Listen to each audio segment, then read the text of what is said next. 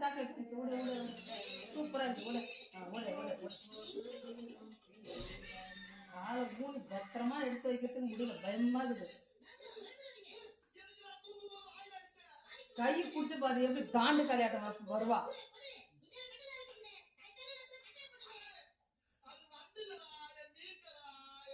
இங்க வா இங்க வா.